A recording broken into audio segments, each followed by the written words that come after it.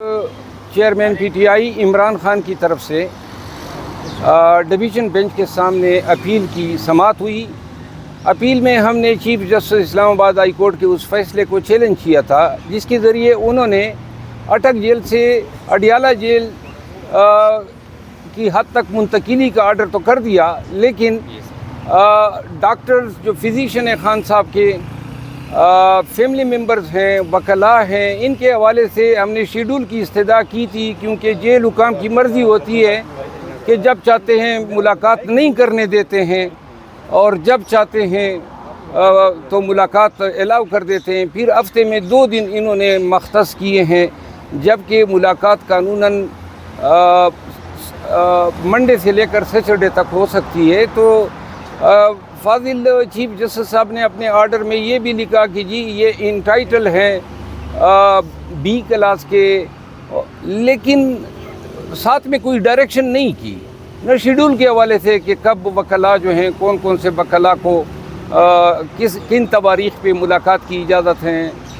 تو اب میں نے آئی سی اے میں وہ شیڈول بنا کے اپیل دائر کی کہ جی صرف ایک چیز الاؤ ہوئی ہیں، 4 چیزیں ڈینائی ہوئی ہیں، اور ساتھ میں ہم نے یہ بھی استدعا کی کہ جو ٹریڈ مل ہیں وہ بھی الاؤ کی جائے، کیونکہ خان صاحب جیل رول میں یہ ہیں کہ وہاں پہ پریزنر جو ہیں وہ دیگر قیدیوں یا ولاتیوں کے ساتھ مل کے انڈور گیمز کھیل سکتے ہیں، لیکن خان صاحب کو وہ بھی ڈینائیڈ ہے کیونکہ سیکیورٹی کی وجہ سے ان کو قید تنہائی میں رکھا ہوا ہے۔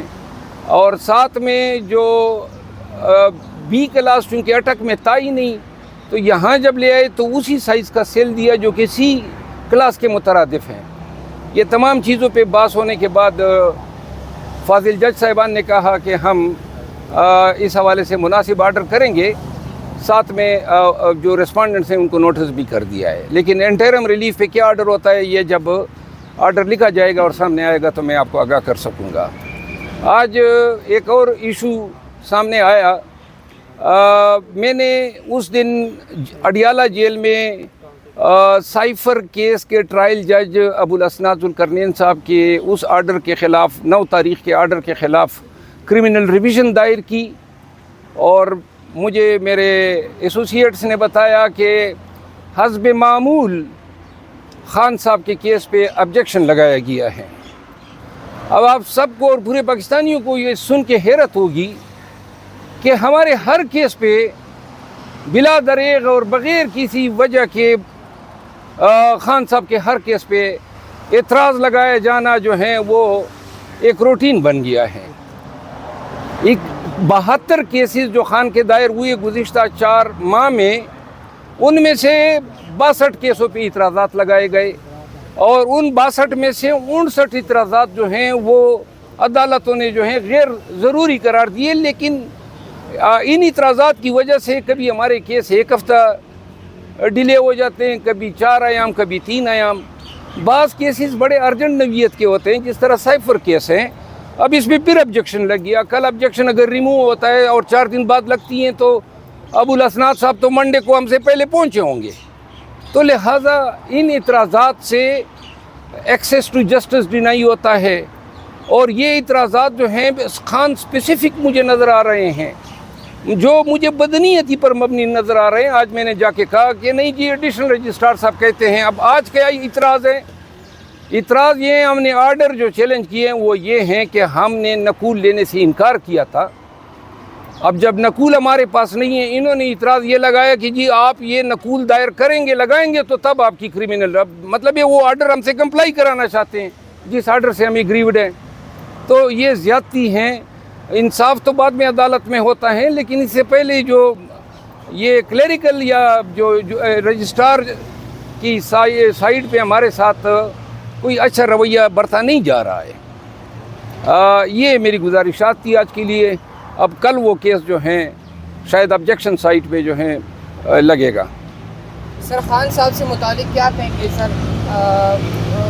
باہر کب آئیں گے سر؟ ویسے قوم میں بھی یہ کنفیوژن ہے سر کہ کیا ڈیل کریں گے یا نہیں کریں گے سر، کیا ہوگا؟ یار یہ سوال تو آپ اتنی دفعہ پوچھ چکے ہیں کہ تھوڑی سی حیا کرو نا، آپ روزانہ تو مت پوچھو۔ جی سر آپ کا سامان بھی ساتھ میں لے گئے ہیں، آپ ایک ویڈیو سامنے آ رہی تھی۔ جا اس سے پہلے یہ ایڈ کر دیں کہ ایک مایوسی ہے قوم کے اندر، اس مایوسی کو ختم کرنے کا طریقہ آپ کی نظر میں کیا ہے؟ اس وقت بڑی عوام قوم مایوس نظر آ رہی ہے. یہ بھی ایڈ کر لیں کہ جسٹس سسٹم تو ہم 16 ماہ سے دیکھ رہے ہیں، آپ بھی آ رہے ہیں، ہم بھی کور کر رہے ہیں، انصاف کو دیکھ رہے ہیں. اگر یہ انصاف کے تقاضے ایسے ہی رہنے ہیں اور عدالتوں نے ایسا ہی رویہ رکھنا ہے، خاص کر پی ٹی آئی کے لیے، آپ کے پاس آخری لائے عمل کیا ہے؟ دیکھیں، ایک تو یہ ہیں کہ ہم آگے آ کے آپ کے ذریعے ان کی زیادتیاں بتاتے ہیں، اور یہ آئین کے تحت پاکستانیوں کا بنیادی حق ہے ایکسیس ٹو جسٹس، انصاف تک رسائی. اور کتنے پاکستانی عدالتوں سے رجوع کرتے ہیں، نظام پہ لوگوں کا اعتماد ہے نہیں، تو اگر 10 کے ساتھ زیادتی ہوتی ہیں تو ایک کہیں جا کے مشکل سے عدالت سے رجوع کرتا ہے. وہ ایک جب آتا ہے تو کبھی اعتراضات، کبھی ایک ایشو، کبھی دوسرا ایشو، ان کو بھی دودکارتے ہیں. نظامی انصاف جو ہیں مشکل سے مشکل تر ہوتا جا رہا ہے. ان لوگوں کے لیے آسانیاں پیدا کرنی چاہیے. ایک شخص جیل میں ہیں، وکلا کے رحم و کرم پہ ہیں، اب آپ کبھی ایک چیز کا تقاضا کرتے ہیں کہ یہ لگائیں، اور ہر کیس میں بلا دریغ. تو دوسری بات جو آپ نے کی مایوسی، دیکھیں مایوسی کا سوال کا تو ایک ہی جواب ہے. مایوسیاں پاکستان کے 4 صوبے اور گلگت بلتستان اور آزاد کشمیر میں مایوسیوں کے ڈیفرنٹ ڈائنامکس ہیں. کے پی میں یہ مایوسیوں کے سائے اور بادل بہت پہلے کے آئے ہوئے ہیں. لاقانونیت ہیں، نظام خراب ہے، کرپشن ہے، مہنگائی ہے، یہ مایوسیوں میں اضافہ کر رہی ہیں پورے پاکستانیوں میں.